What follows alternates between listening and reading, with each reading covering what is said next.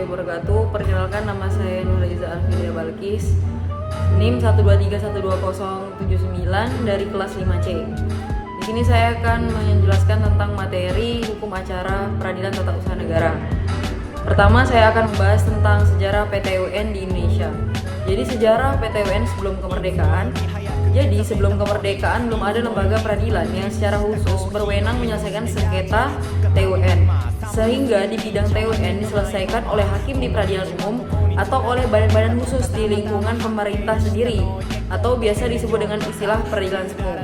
Contoh Majelis Pertimbangan Pajak atau MPP yang dibentuk di Jakarta pada tanggal 11 Desember 1915.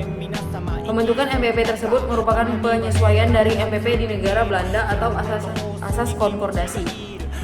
Dan sejarah setelah kemerdekaan yaitu upaya pembentukan PTUN barulah dimulai sejak negara Republik Indonesia merdeka. Hal ini dapat dilihat pada pasal 6 ayat 1 Undang-Undang Nomor 19 Tahun 1948 tentang susunan dan kekuasaan badan-badan kehakiman dan kejaksaan yang menyebutkan istilah peradilan tata usaha pemerintahan. Dan pada pasal 66 dan 67 juga memuat ketentuan mengenai PTUN. Secara resmi DPR menetapkan Undang-Undang Nomor 5 Tahun 1986 tentang Peradilan Tata Usaha Negara pada tanggal 20 Desember 1986. Namun PTUN itu sendiri baru benar-benar terbentuk pada tahun 1991 dengan ditetapkannya Peraturan Pemerintah Nomor 7 Tahun 1991 tentang penetapan Undang-Undang Nomor 5 Tahun 1986 tentang Peradilan Tata Usaha Negara. Jadi hari lahir PTUN diperingati tanggal 14 Januari. Baiklah, yang kedua saya akan menjelaskan tentang kompetensi PTUN. Jadi pengertian kompetensi adalah kewenangan atau kekuasaan suatu pengadilan dalam menangani, memeriksa, dan memutus suatu sengketa sesuai dengan jenis dan tingkatan peradilan sebagaimana yang telah ditentukan oleh peraturan perundang-undangan. Kompetensi dibagi menjadi dua, yaitu kompetensi absolut dan kompetensi relatif. Apa itu kompetensi absolut? Kompetensi absolut, Pengadilan Tata Usaha Negara atau PTUN adalah memeriksa, memutus, dan menyelesaikan sengketa yang terjadi di bidang tata usaha negara. Selanjutnya, kompetensi relatif adalah yang berhubungan dengan kewenangan PTUN untuk mengadili suatu perkara sesuai dengan wilayah hukumnya. Cara menentukan kompetensi relatif PTUN. Yang pertama adalah gugatan TUN diajukan kepada PTUN yang berwenang yang meliputi tempat kedudukan tergugat. Yang kedua, apabila tergugat lebih dari satu dan berkedudukan tidak dalam suatu daerah hukum pengadilan, maka gugatan diajukan kepada pengadilan yang daerah hukumnya meliputi tempat kedudukan salah satu tergugat. Yang ketiga, dalam hal tempat kedudukan tergugat tidak berada dalam daerah hukum pengadilan tempat kediaman penggugat, maka gugatan dapat diajukan ke pengadilan yang daerah hukumnya meliputi tempat kediaman penggugat untuk selanjutnya diteruskan kepada pengadilan yang bersangkutan. Yang keempat, apabila penggugat dan tergugat berdomisili atau berada di luar negeri, maka gugatan diajukan pada pengadilan di Jakarta. Yang kelima, apabila tergugat berdomisili di dalam negeri dan penggugat di luar negeri, maka gugatan diajukan kepada pengadilan di tempat kedudukan tergugat. Yang ketiga, objek dan subjek PTUN. Objek sengketa di PTUN adalah mengenai sah atau tidaknya tindakan badan atau pejabat TUN dalam menjalankan atau melaksanakan urusan pemerintahan yang dituangkan dalam bentuk penetapan tertulis berupa keputusan atau BSK. Subjek dalam PTUN yang pertama adalah penggugat atau orang atau badan hukum perdata. Orang yang merasa kepentingannya dirugikan oleh suatu KTUN atau badan hukum perdata yang merasa kepentingannya oleh suatu KTUN. Tergugat adalah badan atau pejabat TUN yang mengeluarkan keputusan. Alur penyelesaian sengketa di PTUN yaitu pra-peradilan, peradilan, alat bukti, dan putusan. Yaitu jika seorang atau badan hukum merasa dirugikan oleh keputusan atau tindakan pemerintah, maka pertama, biasanya wajib menempuh upaya administratif terlebih dahulu, yaitu mengajukan keberatan kepada pejabat yang mengeluarkan keputusan atau banding administratif ke instansi atasan.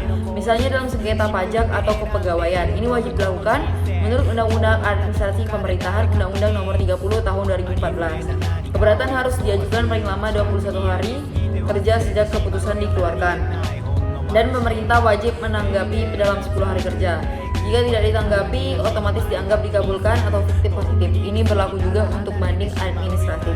Yang kedua, setelah upaya administratif selesai atau jika tidak diwajibkan, pihak yang dirugikan bisa menggugat ke PTUN. Proses di PTUN disebut acara singkat. Kenapa disebut acara singkat? Karena sederhana, cepat, dan murah. Sebelum sidang wajib ada mediasi atau musyawarah untuk menyelesaikan sengketa. Jika gagal baru masuk ke persidangan.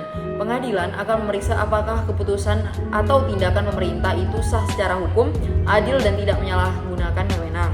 Yang ketiga, dalam persidangan bukti yang bisa diajukan antara lain yaitu surat atau dokumen resmi, keterangan saksi, keterangan ahli, petunjuk, dan pernyataan dari para pihak.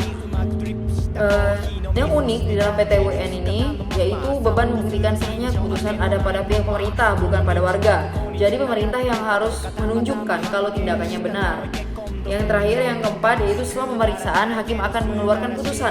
Putusan itu bisa berupa mengabulkan gugatan. Jadi keputusan pemerintah dibatalkan, bisa disertai perintah ganti rugi atau rehabilitasi. Yang kedua itu menolak gugatan, keputusan pemerintah dianggap sah. Yang ketiga, menetapkan fiktif positif. Jika pemerintah diam saja, permohonan dianggap dikabulkan dan PT-UN menyatakan itu sah secara umum. Jika tidak puas, pihak bisa banding ke Pengadilan Tinggi TUN atau PT-TUN dalam waktu 14 hari. Putusan PT-TUN bersifat final dan mengikat atau tidak bisa digugat lagi. Baiklah, yang kelima, asas dalam hukum acara PT-UN. Yang pertama, berlaku asas praesumptio iuste causa atau asas praduga rekmatik terhadap suatu KTUN. Artinya, gugatan tidak menunda pelaksanaan KTUN yang digugat. Yang kedua, kedudukan antara penggugat dan tergugat tidak seimbang. Dikatakan tidak seimbang karena tergugat sudah ditentukan secara limitatif, yaitu badan dan atau pejabat TUN. Yang ketiga, berlaku asas dominus litis, artinya peranan hakim bersifat aktif. Sifat aktif hakim dalam sengketa TUN berbeda dengan sifat hakim dalam perkara perdata yang bersifat pasif. Yang keempat, berlaku asas pembuktian yang mengarah pada sistem pembuktian bebas, terbatas atau free beverage. Artinya, hakim yang menentukan apa yang harus dibuktikan termasuk beban dan penilaian pembuktian.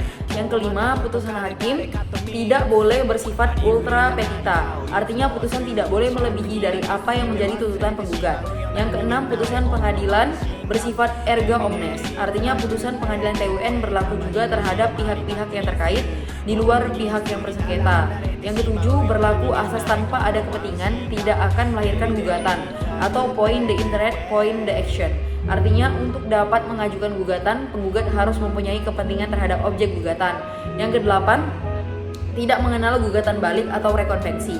Selain karena objek gugatan adalah KTUN yang diterbitkan oleh tergugat dalam sengketa TUN, penggugat dan tergugat sudah ditentukan secara limitatif serta kedudukan keduanya yang tidak seimbang. Yang kesembilan, tidak mengenal putusan Versteg. Artinya, ketidakhadiran tergugat tidak menjadi halangan bagi hakim untuk tetap melanjutkan atau menangani perkara sampai pada tahap pengambilan dan pembacaan putusan.